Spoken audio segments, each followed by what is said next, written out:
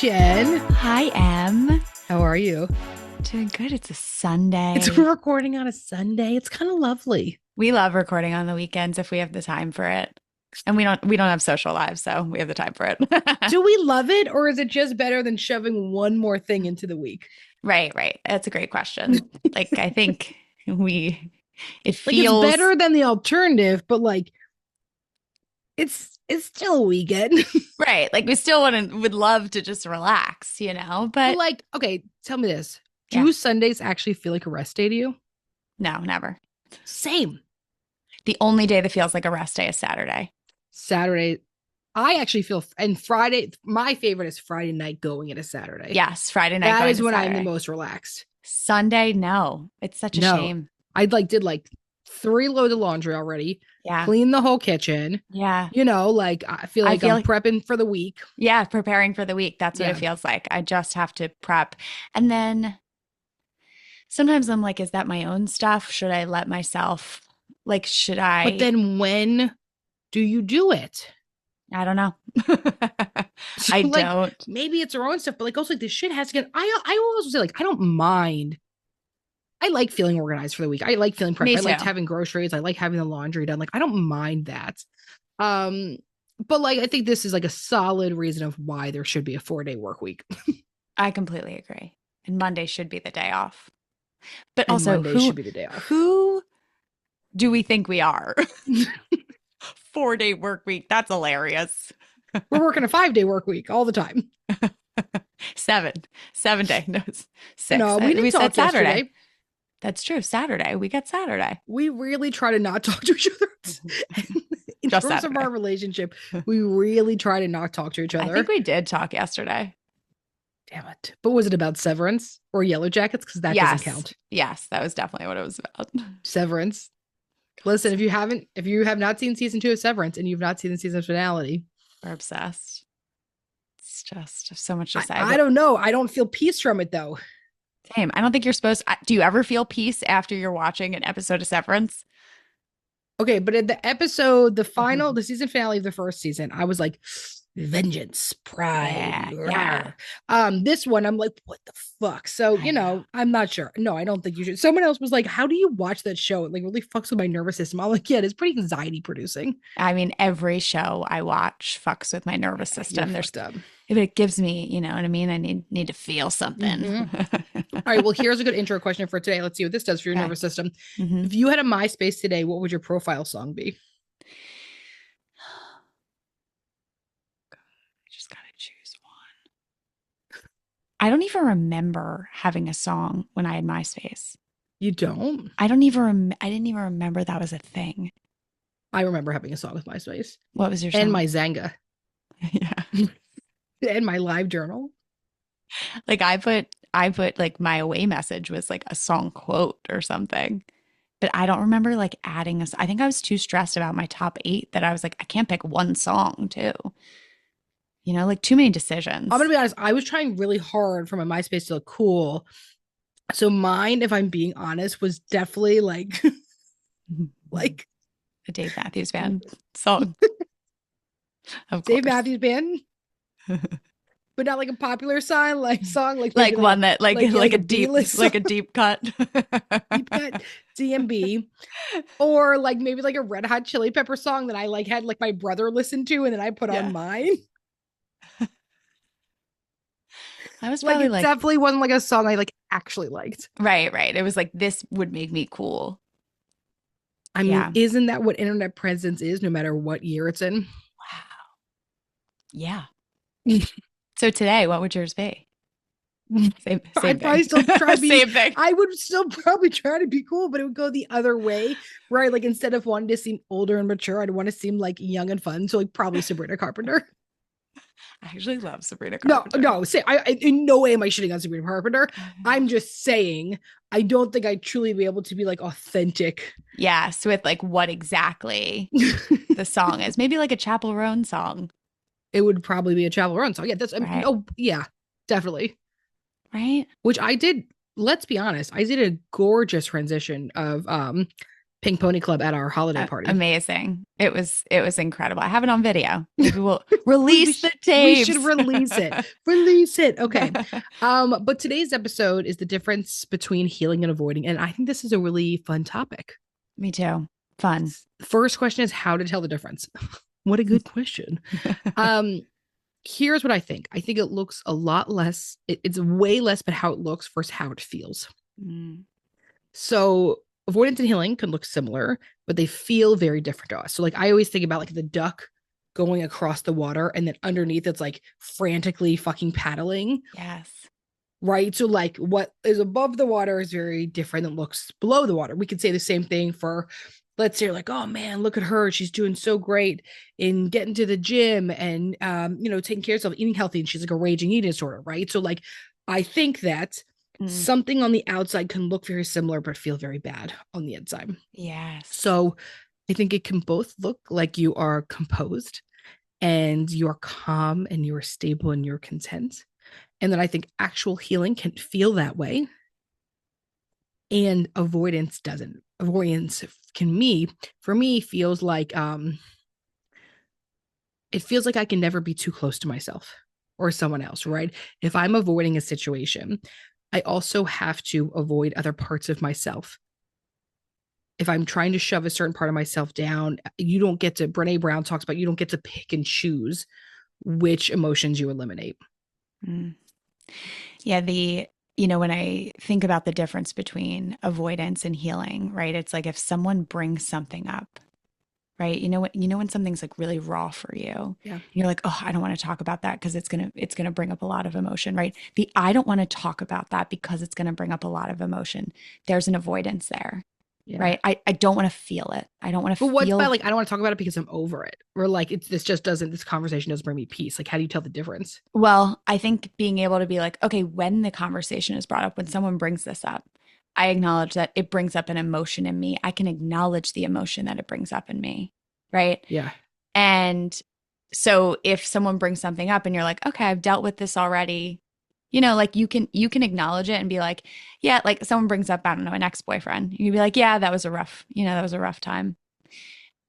The avoidance, right? If someone brings up an ex-boyfriend, same situation, and you're still feeling really raw, you can be like, I don't you're like, fuck him. And have you seen how gross his new partner is? Right. Right. You're reactionary, you're gossiping about it. Like there's so much, right. And there's so much more emotion attached to it. Right. So the question is like, can you acknowledge the emotion that comes up with it? Right. That's part of healing. In healing, you're acknowledging the emotion something brings up. And you're saying, I can allow myself to feel this. I can acknowledge it and I can move through it. Where avoidance is the emotion comes up and you're like, I don't want to deal with that emotion. I don't want to deal with it. I want to push it away. The reason why this topic's really important is because when you avoid those really difficult emotions, there is no healing. Avoidance does not equate to healing. And I think a lot of people don't want to hear that. They're like, okay, if I can keep avoiding this, then eventually it won't hurt as much, right? It does sound lovely. Oh God, wouldn't that be so great if you could just like shove things down over and over and over again? We wouldn't have a job. That's true. But I think, the really important piece here is that they can look similar on the outside, but the results are complete opposites. The avoidance does not equal healing. So, the bigger question is not how you're responding to it on the outside. It's how are you responding to it on the inside? Are you shoving it down or are you acknowledging it and say, how do I want to work through this? Yeah. What does this look like for me? Somebody said saying no, is it avoidance or a boundary? I think it can be used as either, right? Here's the worst part is that like people always want us to answer black and white.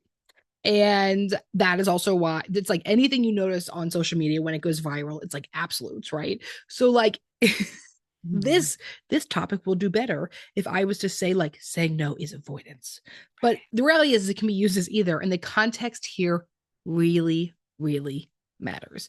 So if I have a conflict going on with someone in my life and I keep avoiding them, because I don't want to deal with it, or I don't want to feel uncomfortable, or I don't want it to come up, or I don't want to talk to me about it. Then saying no, is it really a boundary or is it just avoidance? Right. Right now, if I have someone in my life who I have realized that like if we go to some type of event where there's alcohol involved, it doesn't end up being that good of a time. Right. I end up worried about them. I end up over functioning for them. Right. And then I say, you know what? I would love to, I'm unable to hang out next week at the bars, but like I'm going on this hike tomorrow morning. Feel free to come. Those are two different things. That's an appropriate boundary. It's a great boundary to set. Yes.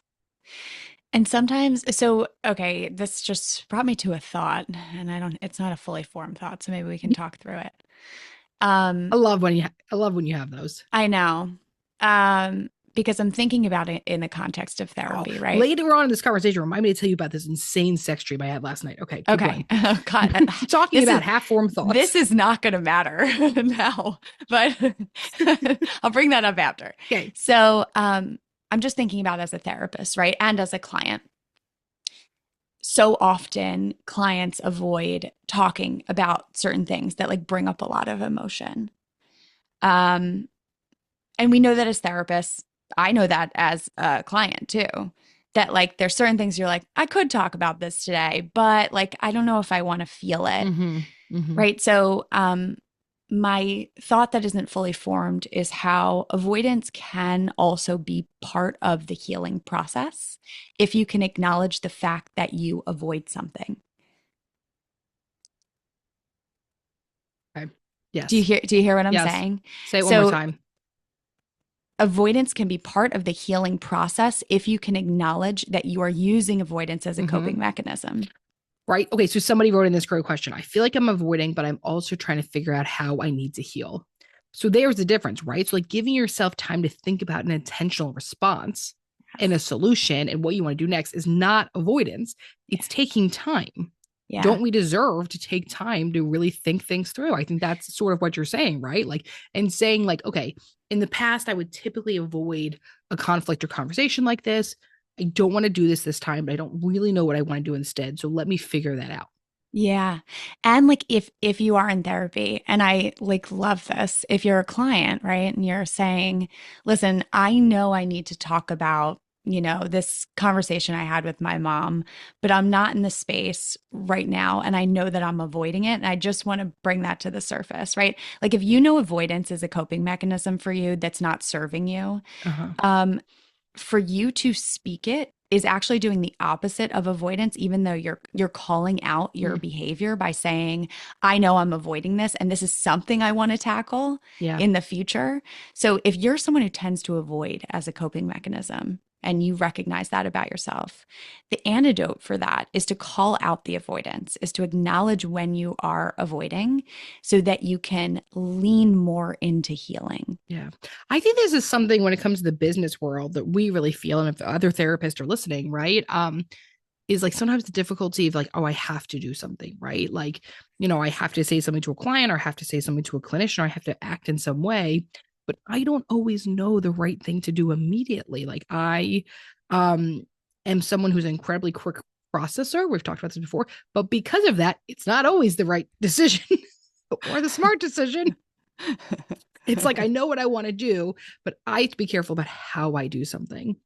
Right. Where you are such a slow processor, you have to be careful that you end up just doing nothing. Right. I lean towards avoidance. Yes. Yeah. Well, I lean towards reactivity, and I do too much too fast. Right. So knowing what you tend to do, I think is really important because I know I can take time to really think about things. And the longer I take, the more I could like edge towards avoidance. I have to hold myself accountable to say like, okay, I'm going to give myself a certain amount of time to think about this. Yeah. Right. Like I can't give myself forever because that is going to lean towards avoidance. Well, someone had said, I keep saying things like, oh, I can let this go when boundaries are crossed. Is it just me avoiding conflict? Maybe. Could be. Well, here's what I'll say. And this kind of like, is coupled with what I was just saying about myself, is that give yourself a certain amount of time. Sometimes if something bothers me, I will give myself maybe like a week and be like, this is still bothering me. If it does, then something I have to deal with. But then what if you're someone who just, well, what if you're someone who doesn't let it bother you because you've So trained yourself into avoidance? Like, couldn't there be a way that you're also like, I'm also just thinking of the possibility that you're so out of tune with yourself. yes. Well, here's what I'll say, Yeah. because you might be saying emotionally, right? This isn't bothering me. Are you still thinking about it though? Like Mm. sometimes when we avoid our emotion, it goes into like intellectualizing it. So like that's the way I know is like I'll still be thinking about it. Maybe I'm not like crying about it. Maybe I'm not angry. Maybe I'm not in touch with the emotion that's connected to it. But what I do notice is I'm thinking about it still. And Mm-hmm. if I'm thinking about it still, clearly it's something that's affecting me still. Mm-hmm. So if you're, because you're used to pushing things down or you're separated from your emotion, if it's still coming up for you, right? If it's still playing in your mind in some way, if you're still thinking, oh, I could have said this or this is, Or I'm you know, even thinking about like if it's playing out in your relationship some way where you're like trying overly hard to have a relationship with someone or trying to not, you know what I mean? Like I'm thinking about it. Sometimes we're so out of tune with ourselves if we've been doing this for so long. yes, yeah, right. Like, is it, I don't know, are you extra tired? Like, what are the ways Mm, it's maybe affecting you, even if yeah. you're not aware of like the emotional pieces of it? You have the emotional hangover though, Right. You have an without emotional. having the words. Exactly. There's like physical Mm-hmm. symptoms, there's cognitive symptoms. There's other ways that pushing or avoiding our emotions affects us. So figuring out what your personal brand is and when you avoid your Stop. emotions. No, no. I can't say personal brand. I hate it. I'm so sorry. No, What's your your personal brand is that your like your personal brand of mental illness? Like what? it's like your personal brand of avoidance of emotion. What's your personal brand? you know? Oh, I hate it. I'm so sorry. I know what you mean. I hate certain words. Yeah, there's something about brand and the fact that everything's supposed to be branded and like we're supposed to have a What brand. is your brand? Okay, oh sorry. Sorry. Little interlude. Musical interlude. What was your sex dream? There's nothing to do with this topic though. Oh, So, okay. Nikki, if this is really bad, you can cut it. Okay. So last night I was like, it's like not, you know me, I'm in bed. It's like 8:15. Right. So Saturday night, 8:15. Obviously, I'm in my bed. Of And I'm like, course. fuck, I need a Sick blizzard. Saturday. Aaron, my husband and I, DoorDash blizzards. And I don't know if you've heard this before, but like apparently if you like eat sugar before bed, you can have more interesting dreams or so. Like there's like some way that it impacts you. Did I don't not know, the know sugars that. in your body, you can dream more or something. I have no idea if this is true, but just for the record, I am gonna speak like this is the goddamn law Okay. because if this is not true, I'm more worried about what this dream says about me. Okay. And so I wake up this morning and I'm like, oh man, that was a really intense dream. You know, when you like wake up and you're like, wait, I was just dreaming. What was that dream? Yeah. And I was having sex with Hugh Grant as, but not Hugh Grant and like Notting Hill Hugh Grant. Hugh Grant as in Wonka as the Noompa Loompa. And do you know what I'm talking about? Have you seen this image? Do you I know? haven't. Have I you seen haven't, but Wonka? I'm Hold definitely on, going to look it up. just hold on. If you could just give me 1 second here, Yep. I just for you to fully understand the situation. I would like to. Here is Hugh Grant as an Oompa Wow. Loompa, Okay. All right. I see it. and we were getting down. And I don't know what to do with this situation. It has nothing to do with this topic, but there's a part of me that is so unhealed from this, Right. that I feel like I do need to process.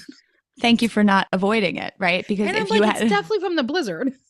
definitely Yeah, there's no it's because I had an M&M blizzard, and that's different got to be it, colors. right? Yeah, That's what that's I'm thinking, right? You know, like right. they Okay, melted, also Willy Wonka, right? It's about chocolate and the chocolate so factory. that's got to be the solution, right? You were in love with your blizzard, just like you were in I'm not love. quite turned on by the blizzard. I'm fucking pregnant as shit. Right. You were turned I'm on in a by the third blizzard. trimester of my pregnancy.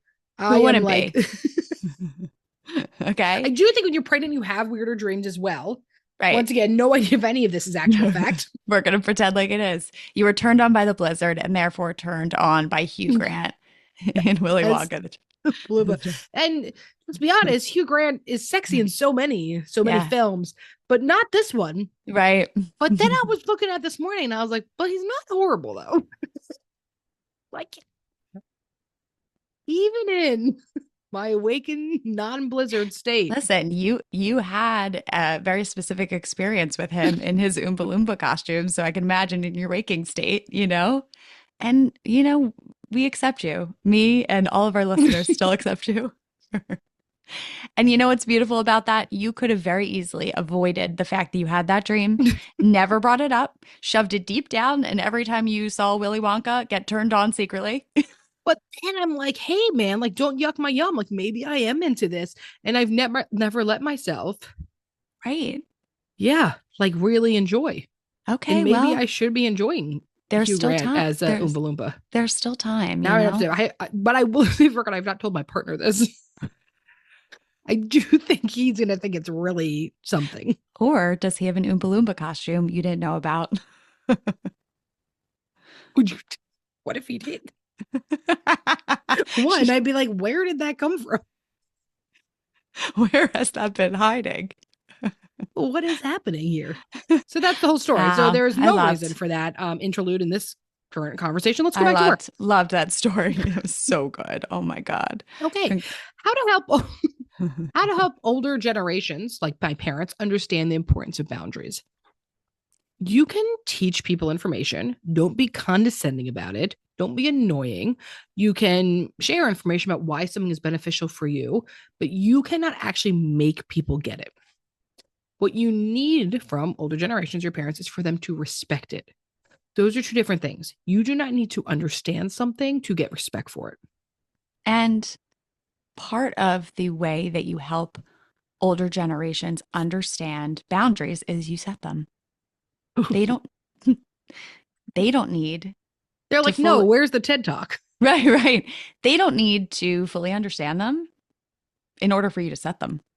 I think sometimes we are like asking for permission in some way to set boundaries, right? If you understand this enough, maybe I could set these boundaries with you and you're not going to push past them. Even if they don't understand them, you get to set them again, continue to set them, and they might push back. They might not understand. And that does not mean you can't continue to set your boundaries. Yeah.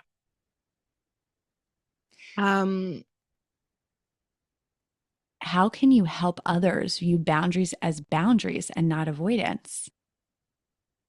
I wonder if these questions are like connected in some way. Well, I guess, do you need, like, does it matter how they view them? Right.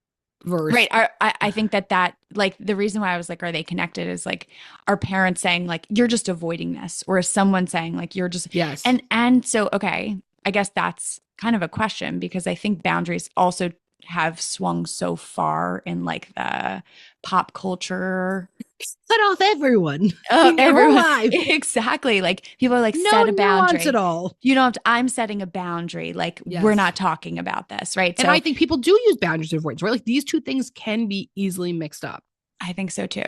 So I think first ask yourself, are they boundaries for you or is it avoidance? Yeah. Right. Yeah. Because it could swing both ways. If you are just setting a boundary and you're saying like, hey, I'm shutting my phone off, I don't know, at 9:00, and you have a friend who like needs access to you all the time. And they say to you, like, you're just avoiding me. Right. Like, no, you're setting a boundary. Mm-hmm. Mm-hmm. And so boundaries have to be reinforced over and over and over again sometimes, especially for people who aren't used to you setting boundaries. Yeah. And if they're saying, oh, you're just avoiding, might be a way to kind of push past your boundaries. Mm-hmm. And once again, just as we said in the other question, like you don't need other people to understand your boundaries or the reason why you're setting your boundaries in order to set them. Yeah. Now, on the flip side of that, the question is, are you avoiding? Are boundaries just a way to avoid a situation? It's a good question. Well, I like that. Somebody else said, am I really forgiving or am I just sweeping things under the rug to keep the peace? I can't answer that for you, right? But there are tons of people that do this. Yeah. Well, okay, here's my question. Um, like I'm just thinking about a relationship, right? Yeah. Uh, is it does it continue to come does the emotion or the response to the emotion continue to come up for you? Okay, so let's say we were having a conversation. There was a bunch of questions recently. People wrote in about their mother-in-laws basically treating them like shit after they had a kid, right? Oh, Okay. yeah. So let's say that the conversation is the example is I had a baby. My mother-in-law has made some passive aggressive comments about like things I'm doing in first time motherhood, right? So one, yeah, does it matter to say anything, or is it just this is pointless? This is she likes to make passive aggressive comments. But if you are in a vulnerable time and it's really hurting you, and then it's like, I don't want to go see her. I don't want her around my kid. I want my husband to cut her off. Then it's not keeping the peace, right? Like it's pure avoidance. Yeah. And I think so often too, people will be like, oh, I'm not going to say it. What's it going to do if I say Yeah. anything? Right. But There's then is this, it subconsciously affecting your relationship with your partner? right. Well, and also like there's this thought around like the only reason to say something is if it's going to change someone else's behavior. Mm-hmm. When that's not true. Sometimes the reason to say something is just to be able to express yourself to another person, Yeah. right? So sometimes the avoidance comes in where we say like, okay, why say anything? Nothing's going to change. They're going to continue to do this. Mm-hmm. But Mm-hmm. the reason to say something is because you deserve to express yourself at Yeah. times, like, and you can do it in a respectful way, and you can acknowledge even if the other person is unable to do it, like, just for you to get it out there and express your own feelings instead of shoving it down so that resentment comes up over and over and over again. Mm-hmm. You're right that it might not change the behavior of the other person, but what it does do is it allows you to acknowledge your own feelings and allows you to express yourself and put yourself out there. And you can do that in a respectful way. And what's the cost of avoiding it? What's the cost of shoving the emotion down and not expressing it? The cost is that when this happens, as it will over and over and over, you are going to get angrier and angrier. You're going to get more resentful. And will it come out in your relationship with your Yeah, right. Like partner? it doesn't mean like misdirected anger happens all the time. Yes. It does not mean, right? So someone's like, oh, well, I'm not angry at her. I'm like, yeah, but where's the anger going then? Right. Right? Anger has to go somewhere. And sometimes it's internal. Right. Yeah. The other possible risk here is that you start to internalize those things that are being said. Oh my God, I am a shit mom. Oh my God, I am ruining this. Right. Like, so like so whether it's not anger, but maybe it's anxiety or it's shame. Mm. And then it's affecting our relationship with ourselves or our child, right? I'm like, oh my God. I mean, this is people start to really develop severe postpartum depression. My kid's better off without me. Oof. Speaking the truth over there.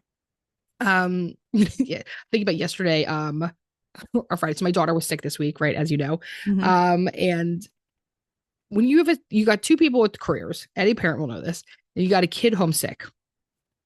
Often it's very difficult to cancel everything, right? Like, and like growing up, I feel like it was the same thing. Like my parents, if I was sick home from school, like you're watching television, like your Right. nurse is. Yes. So like Bluey is my daughter's nurse when she's Yeah. homesick. And I guess the house cleaners were here on Friday. And so my daughter was on the couch hanging out watching TV when the cleaners were cleaning upstairs. And then when it was time for them to clean downstairs, he was like, oh, let's go up in our bed. So she's in our bed. I guess he gave her a fucking glass of lemonade, which is a dumb thing to do, right? And so apparently he said to her, like, all right, if I give you this lemonade, though, you can't like leave it on the bed. What do you think happened? She left it on the bed. Left it on the bed. Yeah. So like, so we walk in. Obviously, there's lemonade all over the bedspread because, Right. of course. What did you think? Uh-huh. And this is what I'm like. You know what? As the parent, this shit's on you. Right. Right. Right. And I'm like, Millie, like, what happens?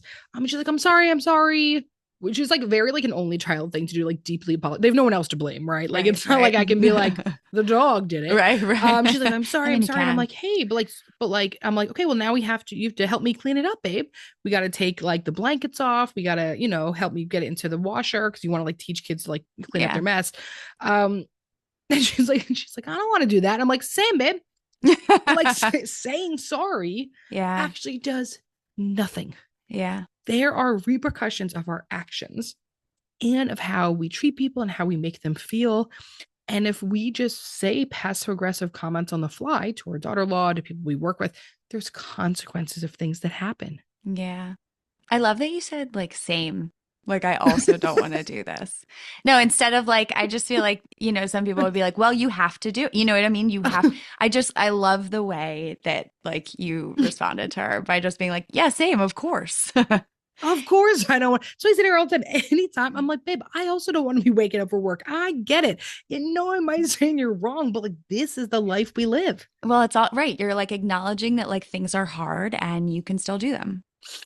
And we still have to do them. And it's not like even a fucking choice. Which is true. We did this like intensive swim class thing where she'd like go and swim every single day for 2 weeks. I remember this. Remember this? And she flipped the fuck out every single day. Yeah. And by day 3, I was like, listen, this actually isn't like a fun hobby.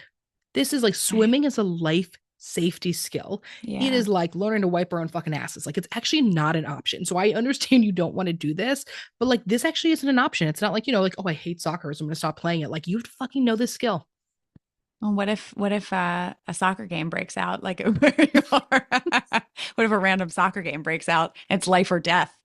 Life or death soccer game. Yeah, she loves soccer, so we're fine. Oh, so you're fine. I'm just saying. I mean, I sent you pictures from her soccer game yesterday. Was she adorable? And she was adorable. Adorable, right? Okay. Cutest. One more question, then dear Emma Jen. Okay. Dealer's choice. You got it. Okay. Is keeping busy and constantly moving a form of avoidance, even if it feels productive? It can be. Absolutely. Yeah, it can be. And probably.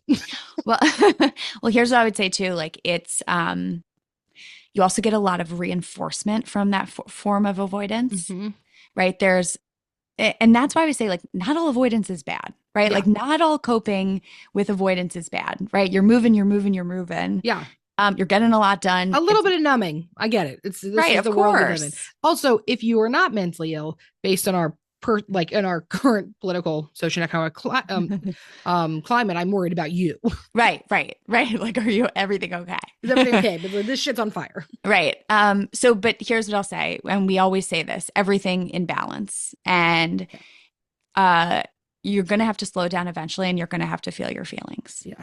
Oh. So I know, it's the worst. I'm so sorry. The issue is if you leave it for too long, you have less options.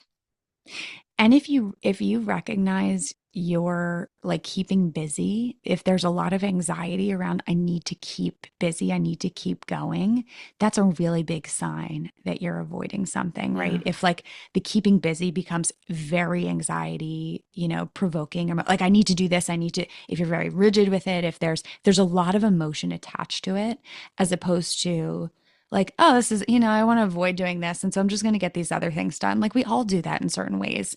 It's just how much are you swinging in one direction in order to avoid your emotion? So everything in balance. It's great you're productive. And at the same time, sometimes you need to slow down to listen to yourself and listen to the emotions that you might be separating yourself from. All right, dear Emma Jen. Dear Emma Jen. Dear Emma Jen, my boyfriend complains frequently about so many trivial things that when he is a real complaint, I find it hard to be compassionate or sympathetic. It's to the point where I am just irritated to hear another complaint. Any advice on how to navigate this, because I feel so awful about feeling that way towards someone I love? I mean, it does sound annoying. Right. You have compassion fatigue. Yeah. I would agree with you. I think I would feel exactly the same way. It starts to feel like the boy that cries wolf. Yes, that boy. Right. It's really hard for me to hear you when it's all the time. Now, instead, though, of the irritation, can we meet it with curiosity? Was there a point in his life that he was taught that's the only way he gets his needs met? Yes. Because it's benefited him for some reason, right? We do things because at some point they benefited us and we were given reinforcement towards us, positive or negative. So at some point this got reinforced. So how do we compassionately start to understand them to lead that towards behavior change? Right. What's the purpose? Is the purpose, right, getting your needs met? Is Yeah. that the way he feels connected in some way, right? Wait, Like that there's somebody just told us the name of something like this. what? Liz Earnshaw. We were texting with Liz Earnshaw. What'd she Oh my say? God, ceiling or some shit. And it's like where you're basically like complain so much until the other person gives in. Oh, yes. Yeah. I Ceiling, forget what it's right? called. I forget. We need to ask her. We'll ask her and then We'll ask we'll, her. But okay, so but that's sort of what it is, right? Like if my daughter complains enough about not watching TV, I'm probably gonna let her watch TV. right. So at some point, This right, was we get her, reinforced. it's reinforced, right?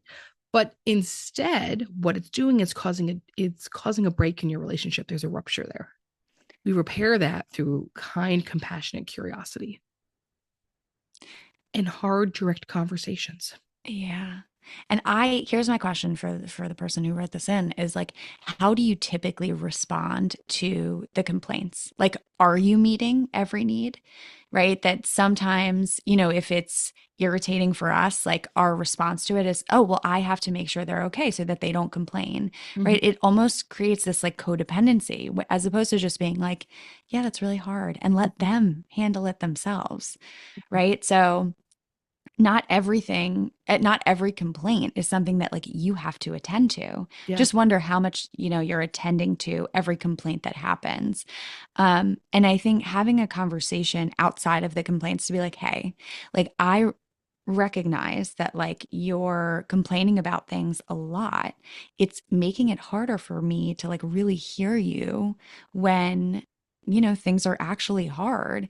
And so just as Emmalee was saying, compassionate curiosity in that moment, and maybe in a space that's separated from the complaints, right? You're bringing it up at a time in which your partner's not activated, you're not activated, and you talk about the process of the complaining and how you respond to it so that you can come up with another solution. Maybe there's different ways that your partner can express themselves that isn't a complaint, right? Like there's hey, I had a really hard day today. I'm just struggling, as opposed to, oh, like things have been so like, are there different ways that you guys can communicate with one another that doesn't lead to some sort of compassion fatigue, or you guys can work through it in some way?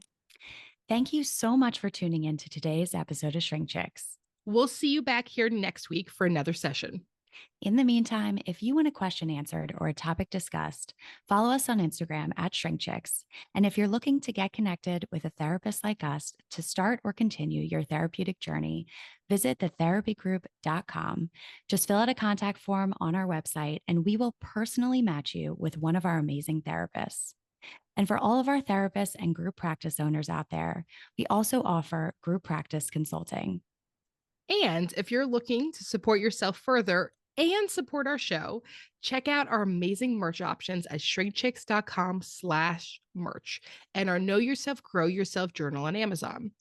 Also, if you'd be so kind, we'd love a rating review and for you to share with a friend or an enemy or a mother-in-law, honestly, whoever needs it, so that we can keep reaching more people on our mission to bring mental health topics to your ears every week. Thanks for being here with us. And don't forget to grow yourself. You got to know yourself.